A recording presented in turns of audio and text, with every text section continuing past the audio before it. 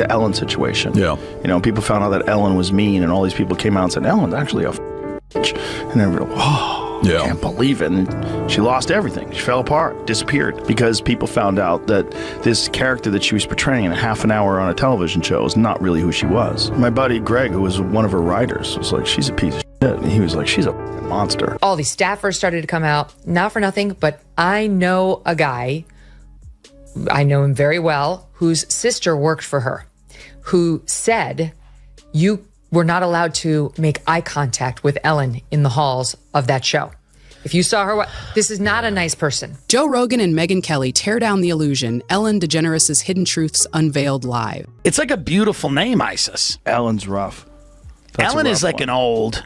But it's a rough one now. It's a rough one now because she was running Abu Ghraib in the back of her show.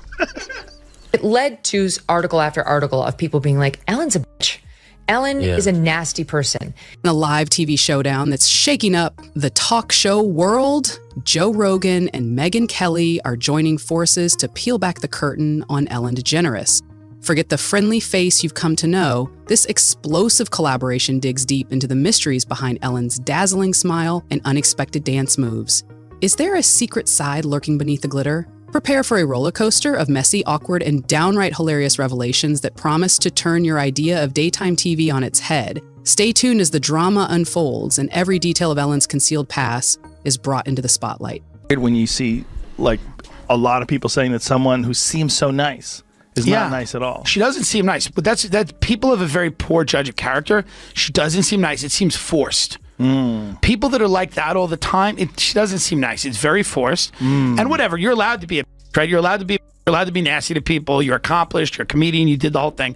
What you're not allowed to do is have a Guantanamo Bay situation in the backstage of your show where everybody's walking around afraid for their life, and it's like Abu Ghraib where they're hooked up to wires and they Dogs have like around them. You know that moment when someone is so beloved, so squeaky clean, so relentlessly nice that you begin to suspect there might be more to the story behind the smile? Enter Ellen DeGeneres, the daytime TV crown princess of kindness, the queen of be kind speeches, the dancing, smiling icon who turned niceness into an art form. But listen to this. Out of nowhere, two fearless media powerhouses, Joe Rogan and Megan Kelly, decided it was time to prod behind that glossy veneer. Not one, but both of them stepping in to challenge the image everyone thought they knew. I have a question for you on this. This is perfect for you.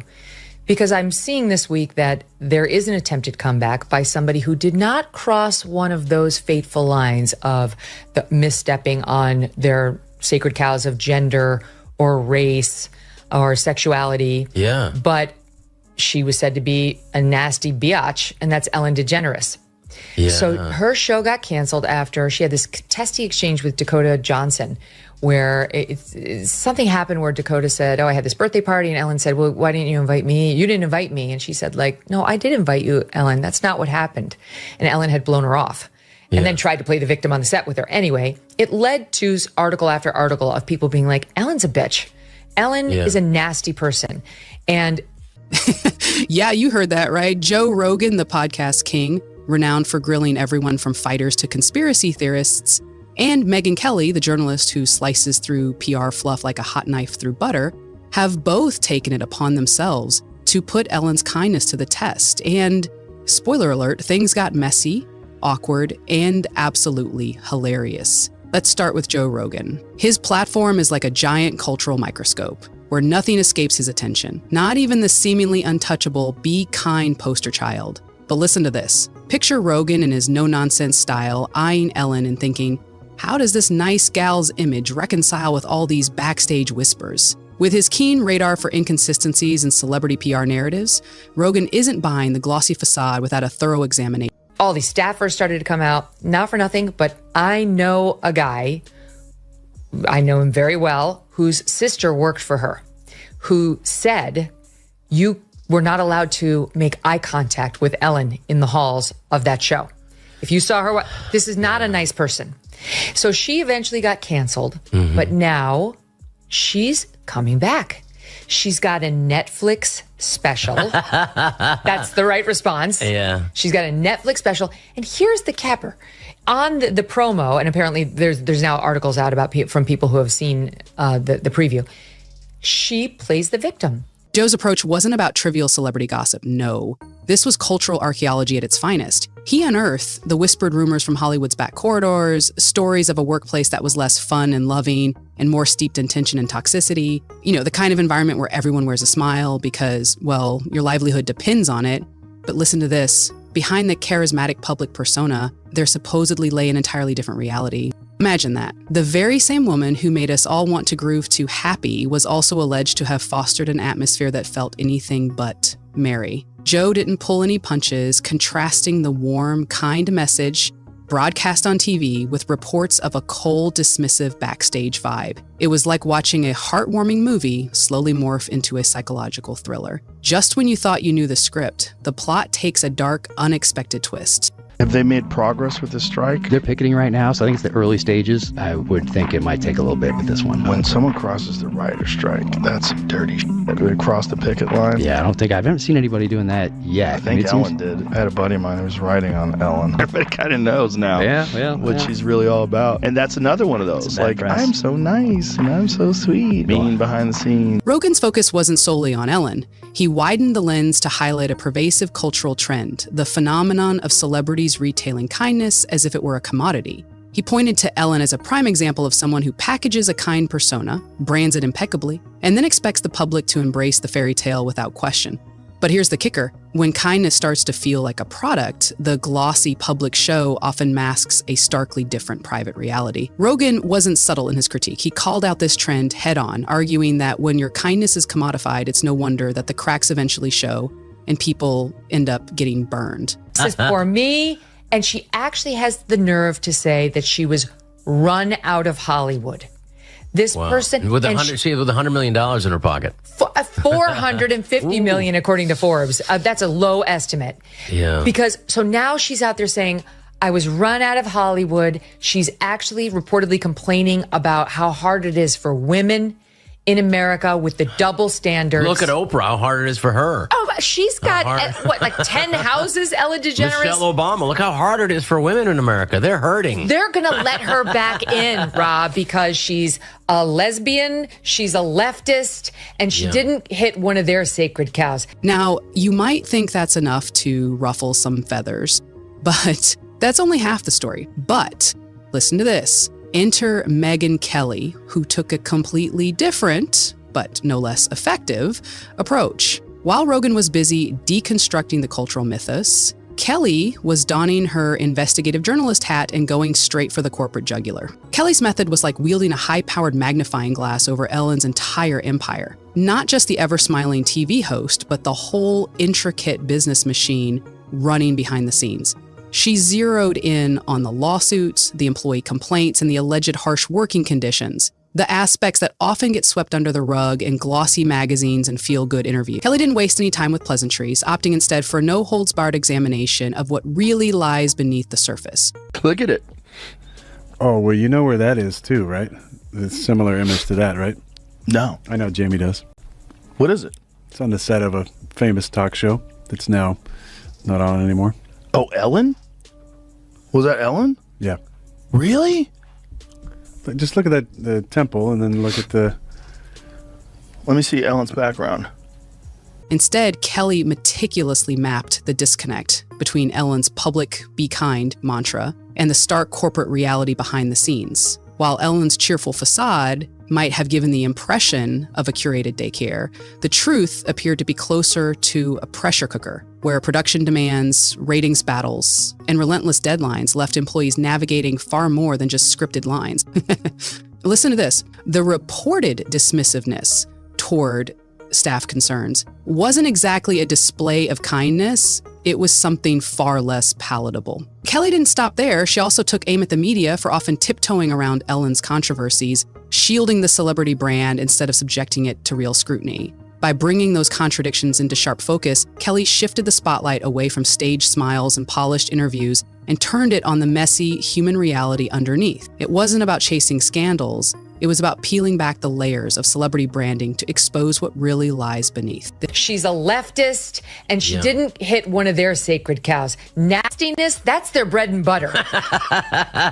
Well, I think everyone, I will say, like, the resentment, I think everyone should have a chance for reconciliation. I don't think Jesus exempted anybody. And so I do, while it does, because I have been allowed back in, but I don't hold any grievance and resentment. It's very important. And I would just say for Ellen, the resentment, you have to get over resentment to whatever addiction or addictive qualities happen, to get over it. Put Joe Rogan and Megyn Kelly together, and what do you get? A 1-2 punch that's equal parts cultural commentary, investigative journalism, and pure entertainment. Rogan's raw, skeptical breakdowns challenge the narrative and question the mythos of Ellen's public persona, while Kelly's fact-driven deep dive pulls back the curtain on the corporate realities of the Ellen brand. Neither was after a personal vendetta or a direct showdown. Instead, they delivered a masterclass in storytelling and analysis, with a few well-aimed jabs that left Ellen's polished image looking distinctly less untouchable. But why does this matter? Because it's about more than just tarnishing one celebrity's image.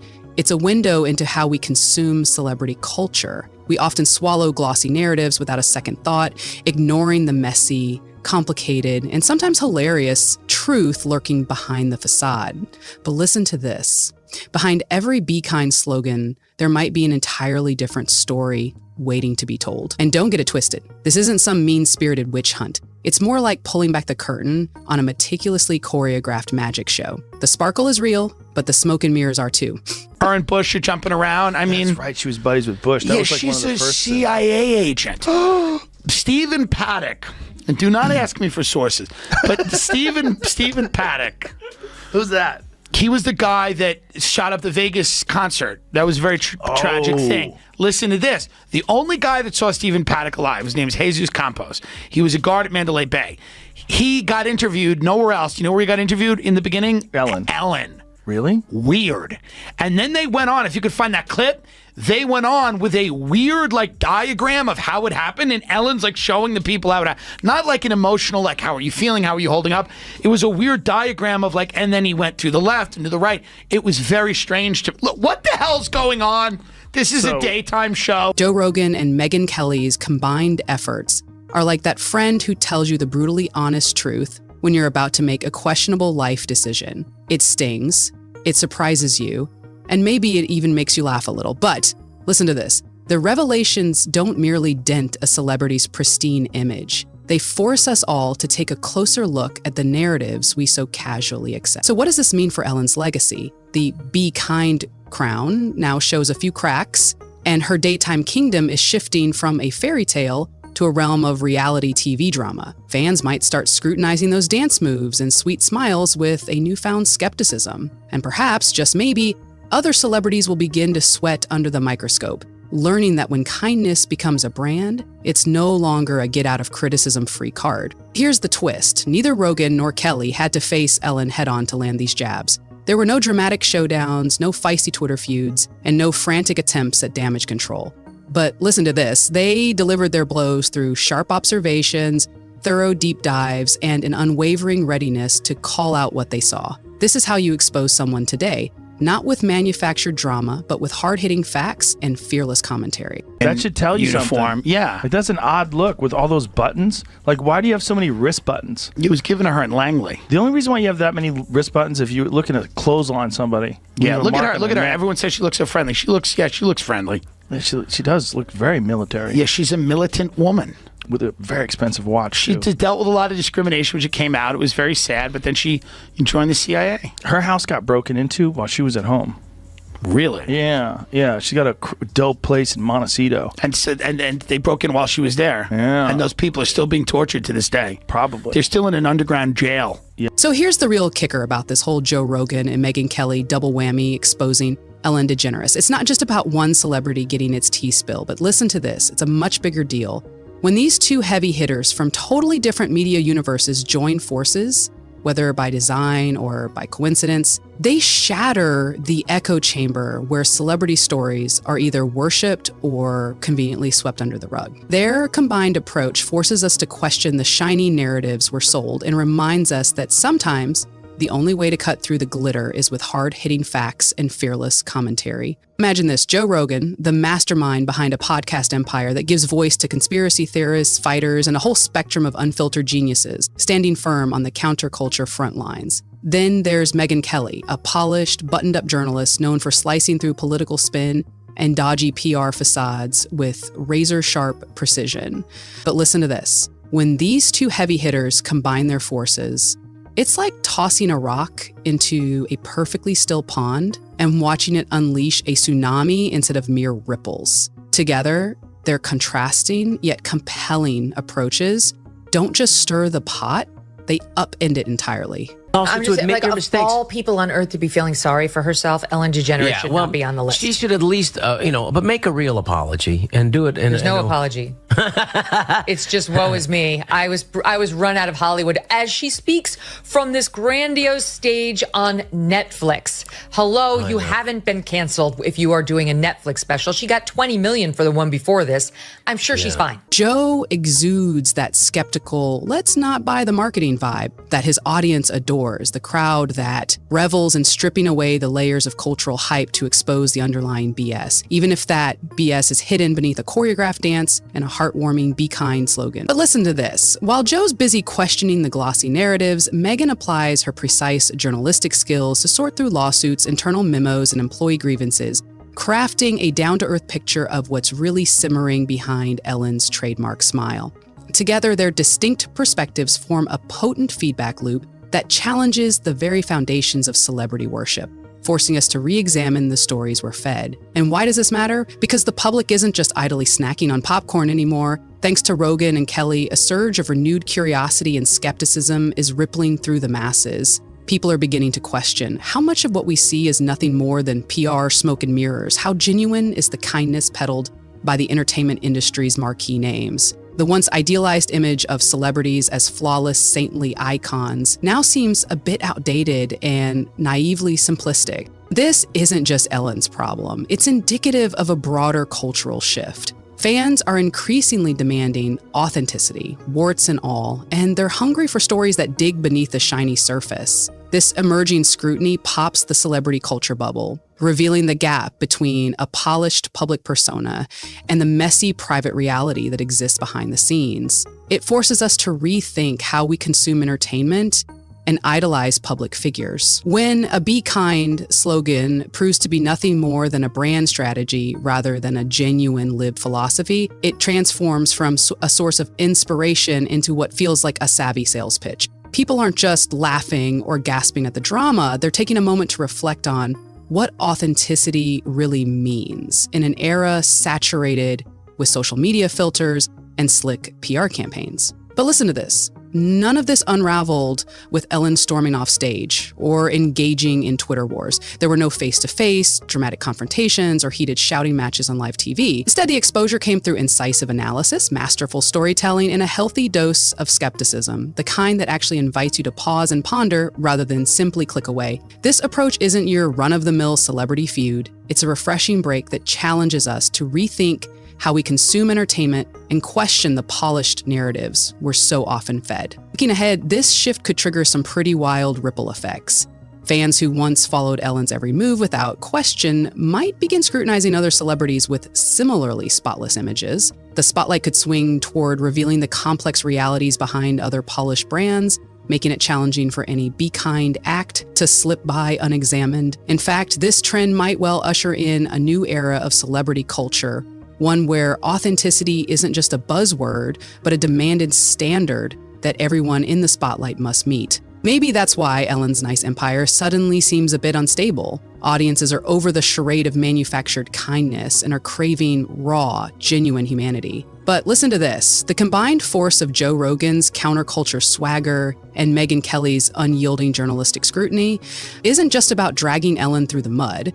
It's more of a cultural reset, a wake-up call to all of us who have been content to gulp down celebrity PR without question. It's about demanding better stories, real people behind the personas, and a little less polished perfection on our screens.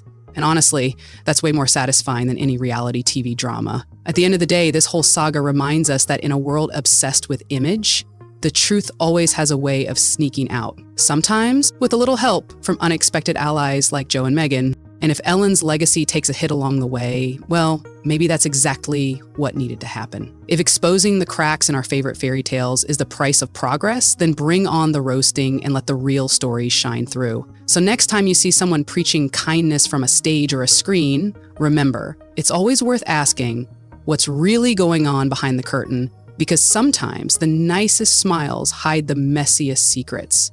And it often takes bold voices like Joe Rogan and Megan Kelly to bring those secrets to light. And honestly, isn't that a little bit delicious?